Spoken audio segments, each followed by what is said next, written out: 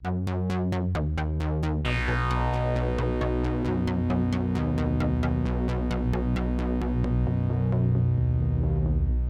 I find an artist I really like, one of my favorite things to do is to check out their influences. This gives you a better understanding of their work, and you get a broader scope of the ideas they're playing with, as if each artist is just a point on a trajectory of ideas that sweeps through history. And if you're an artist, you can think of yourself as the next in line, tasked with carrying the torch, hopefully influencing other people after you. Well, I would be immensely fortunate to be mentioned in the same breath with the authors I'm going to talk about in this video. I hope that I can inspire you to at least check out some of the books I talk about, or to research and explore the influences of the artist that you like. I started reading David Foster Wallace in college, and I was taken with the depth of his thought, but also with how funny and colloquial his writing was for a literary writer. He wrote about language philosophy and fiction as an access to what makes us human, but he also allowed pop culture and TV to give a refreshingly accessible and entertaining bent to his stories and writing style. In learning about David Foster Wallace, it was impossible to avoid coming across the name Thomas Pynchon. After consuming as much David Foster Wallace as I could, I started reading Pynchon, and it was very rewarding to see where David Foster Wallace got his style that mixed deep literary themes with humor and popular entertainment. Just as I decided to read Pynchon after reading David Foster Wallace, I picked up Warlock by Oakley Hall, a book that influenced Pynchon and that carries a blurb of his on the back. Oakley Hall, in his very fine novel Warlock, has restored to the myth of Tombstone its full, mortal, blooded humanity.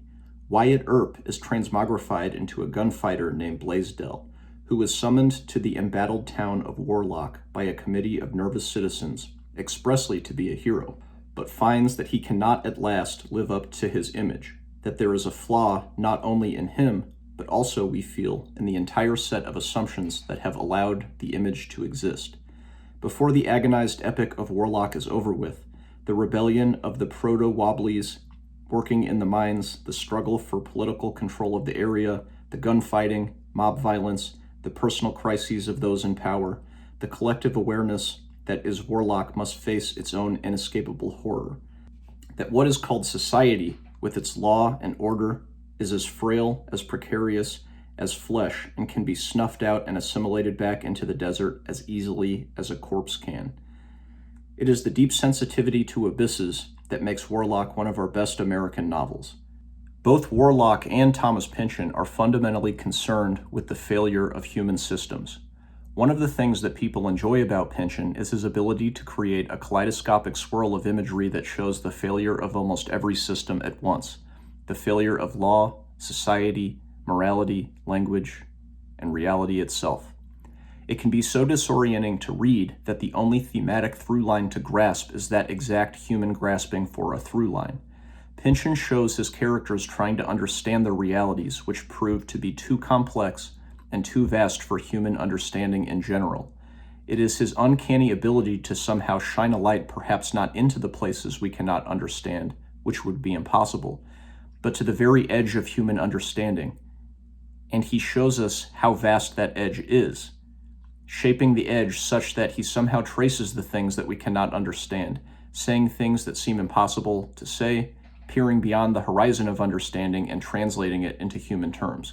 It's no wonder that in his blurb on the back of Warlock, he mentions Warlock's sensitivity to abysses.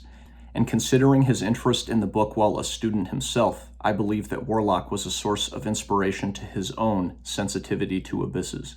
Both draw heavily from, quote, lowbrow genre fiction and pulp fiction, and their scene work often involves creative twists on genre conventions with added literary weight, resulting in stories that are extremely entertaining and deep. Pynchon sometimes pushes this to the point of slapstick, and his work ends up as an odd, moving, comical, socio-historical romp. And while Warlock doesn't take it quite this far, it does have some funny moments, especially in one of the earlier scenes. A bunch of bad guy cowboy cattle rustlers have a standoff with the deputy of Warlock, who proceeds to run away. Aside from this being a silly moment, this is a great way to establish a theme in Warlock, which I think is represented by the deputy, someone whose job it is to maintain order, justice, and safety. So when he runs away, it's as though moral order itself runs out of the town. And Warlock is left to deal with society in the absence of this moral order. Warlock zeroes in on a high-resolution investigation of society's failure to create order, morality, justice, and history. Oakley Hall tells us as much at the beginning in his prefatory note. This book is a novel. The town of Warlock and the territory in which it is located are fabrications, but any relation of the characters to real persons, living or dead, is not always coincidental. For many are composites of figures who live still on a frontier between history and legend. The fabric of the story, too, is made up of actual events interwoven with invented ones. By combining what did happen with what might have happened, I have tried to show what should have happened.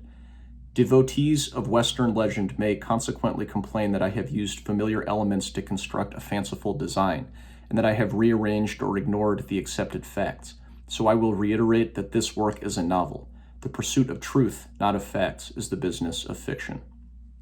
Warlock demonstrates this theme of the tension between truth and facts and moral and historical ambiguity in a way that should be familiar to fans of Pynchon. Warlock does this in the content of the scenes in the book, but also in the form of the novel. The novel is delivered in 3 modes, as far as I counted. There might be more. One is the journals of a character in the story named Henry Holmes Goodpasture. 2 is just good old-fashioned third-person narration, which could be understood as either the author himself, or if you're one of those death of the author people, it would be the sort of conceptual narrator composed out of the text. And 3 is an interesting thing he does for one of the most pivotal scenes in the book, using accounts from newspapers that document the shootout at Acme Corral. In each of these 3 modes is a demonstration of the failure of narrative to fully capture what it intends to. In the first mode, in the journals of Henry Holmes Goodpasture, everything is filtered through his perspective. His memory, his bias, and access to the information of the scenes that he's in, but also the ones that he's not in. Several times he basically comments on gossip from around the town, so the information delivered here is filtered by who knows how many people in the town of Warlock, and also through Goodpasture. This amounts to a comment on a written account of history. Fallibility is forefront in the process of creating an account at all, so our notion of history cannot be untangled from the limited perspectives of the people who document it. The book ends with Goodpasture telling his son, the next generation, presumably whom history is for, that Goodpasture is worried that people will think his narrative is exaggerated or stylized, but he insists that the characters were real, that he saw them eat and breathe. He swears that it's not stylized or exaggerated, but he doubts himself. Mentioned throughout the book also is a Western writer who apparently, quote, loses the subject from sight when rendering Blaisdell fictitiously in his Western novels. Henry Holmes Goodpasture tries to contrast the way that he's writing about Blaisdell from this Western writer, but this doubt at the end shows that perhaps history is not that different from fiction. The second mode that Warlock is told in is the prose of Oakley Hall telling the story in third-person POV. The only thing that makes the form of this interesting and thematically relevant is the juxtaposition with Henry Holmes Goodpasture's journals. Why can the reader trust the bare narration from Oakley Hall? Isn't it just as fallible and filtered as the journals are? It's a narrative delivered as a literal historical fiction, the fictional elements of which demand that we suspend our disbelief, which is a demand that history doesn't traditionally let us make. We usually want to know the truth about history, but we're okay with fiction in fiction. But having this fictional account in a journal, which is shown to be fallible and unreliable, as a narrative next to the third-person POV fictional narration, history and narrative as stable categories with clear distinctions dissolve into each other, and our attention is called to the way that humans construct narratives. This history-narrative interplay is also a perfect opportunity to play with the concept of a hero, which Oakley Hall expertly delivers on. Perhaps where the form of the book is the most interesting and important is in the third mode, the eyewitness testimony of the shootout at Acme Corral. The narration is composed of eyewitness testimonies from the actual historical event that Oakley Hall took from newspapers. What's most interesting is that the testimonies contradict. For one of the most important parts of the narrative, we are not even 100% clear on what happened. History is ultimately composed of the accounts of people, which are fallible and unreliable. Do you see how Pynchon might have liked this?